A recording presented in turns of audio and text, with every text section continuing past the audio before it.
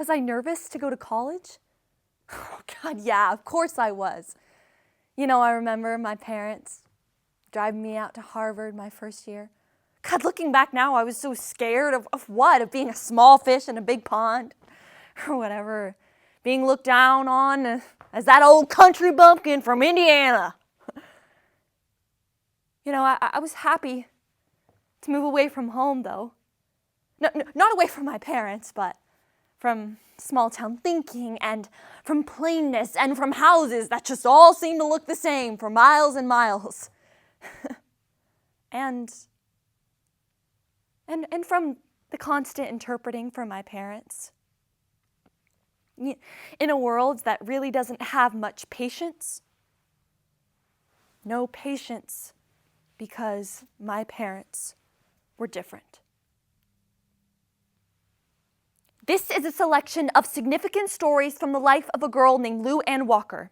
In growing up with her deaf parents, she has to learn how to navigate through both the hearing and deaf worlds. In her memoir, she shares a journey of self-discovery, from anger, sadness, and grief to finding her life's mission, teaching others how to truly understand and empathize with one another. Did you know that deaf students are bullied 4 times more often than their friends, and are 5 times more likely to experience some form of violence within their lifetime? For years, deaf people have been ignored and mistreated. Let's change these statistics by sharing their stories and raising awareness. This is A Loss of Words by Lou Ann Walker. Okay, so picture this. I'm sitting in the back seat of the car, just reading a book, and I look up at my mom, and she looks really worried about something. Something happened at the gas station. Tell me. No, nothing, Mom. Are you sure? Yeah, everything's fine. But something did happen. Dad and I, we go in to pay and get directions. The man behind the counter sees me using sign language. He looks up and he goes, huh? I didn't think that mutes were allowed to have driver's licenses. And he had that look of disgust on his face. At first I was just like, God, what a loser, right? What a loser. How could somebody still think like that and still be so ignorant? God, I just wanted to scream into his stupid face. But I didn't. For my dad, I didn't.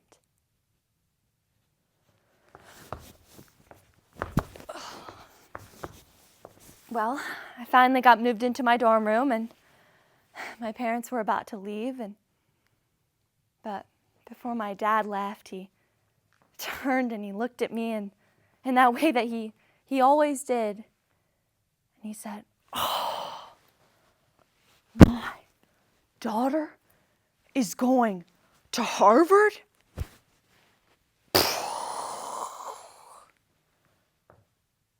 I'm so proud of you.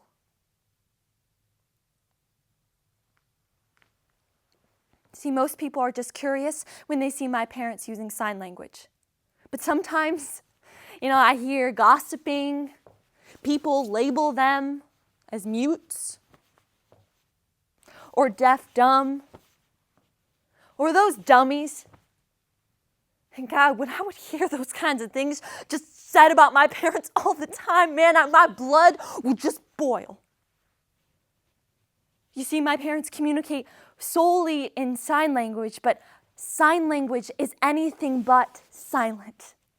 Sign language, it's emotional, it's expressive, clear and vivid, with hands brushing up against a shirt or thumping on a chest. If my parents were ever mad at me, I could always tell, because I could always hear their hands smacking together.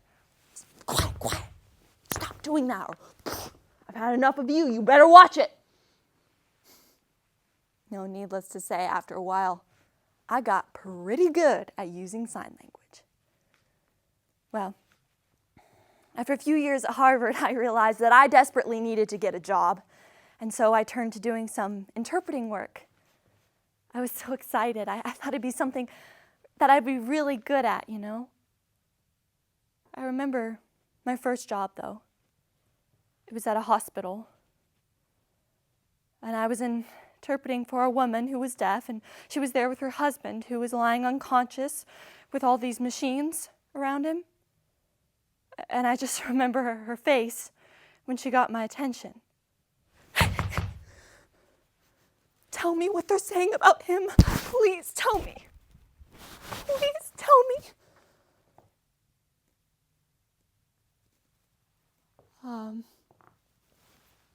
One second.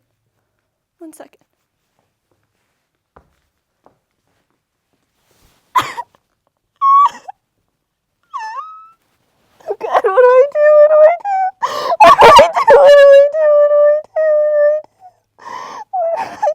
I can't do it.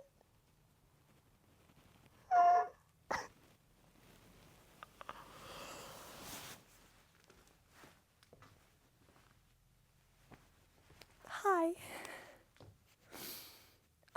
They're discussing pass away plan, what they're gonna do. I'm so sorry. I'm so sorry. God, my heart really broke for her.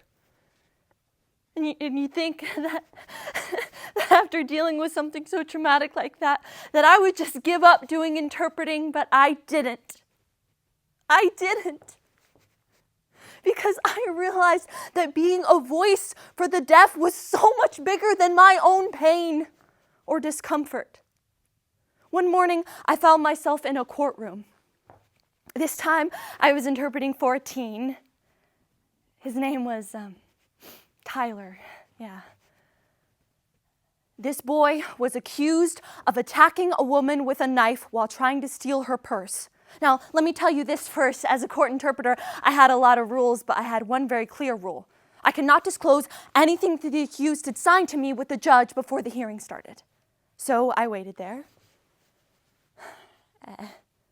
And his hands started signing so fast I could barely keep up with what he was saying.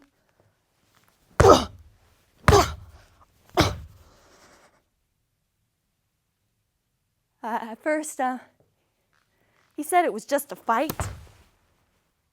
And then his signs got darker and something changed.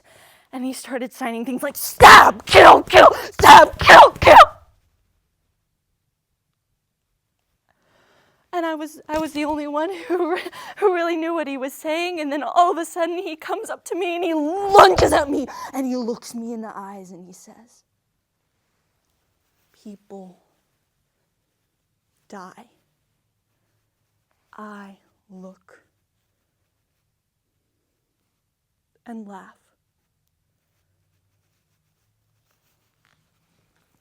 Was I interpreting for a troubled kid who just needed help? Did he have some kind of mental disability, or I don't know, was he some kind of serial killer? I don't know, and at this point I'm so scared, and so I go up to the guard and I say, "Hi, is there any way that we could be seen soon because I actually have someplace to be?" I was so scared, I just wanted to get out of there so bad. Well, they eventually called his case, and I assigned Tyler's responses to the judge exactly word for word.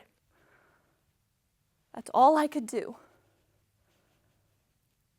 And the judge appointed a psychological exam for him, and then he was free to go. He was free to go. But I could tell as he was looking through his paperwork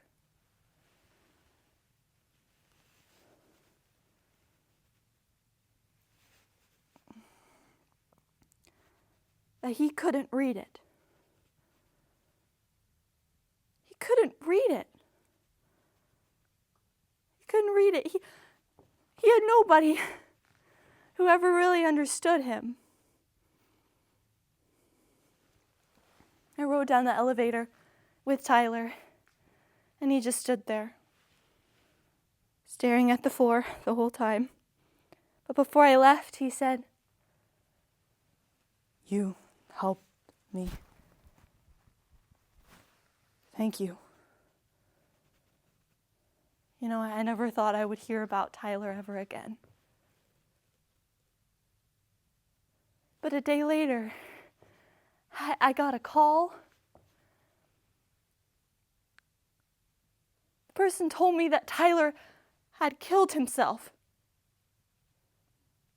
He was alone in a homeless shelter, probably very scared.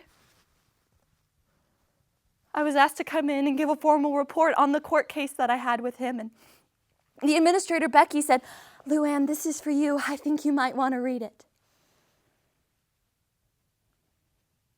It said, "You helped me, Luann." Oh. But I'm just no good. Sorry.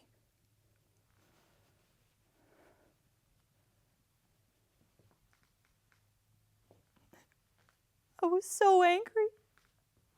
I was so angry. I was so angry. I was so angry. I was so fed up at a world that had refused to just listen to him and would rather silence him instead because it was easier. Because it was just easier.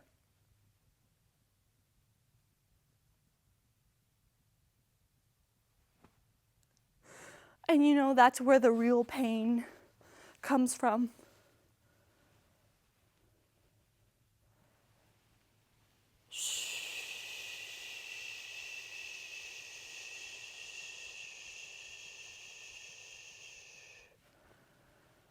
The silence.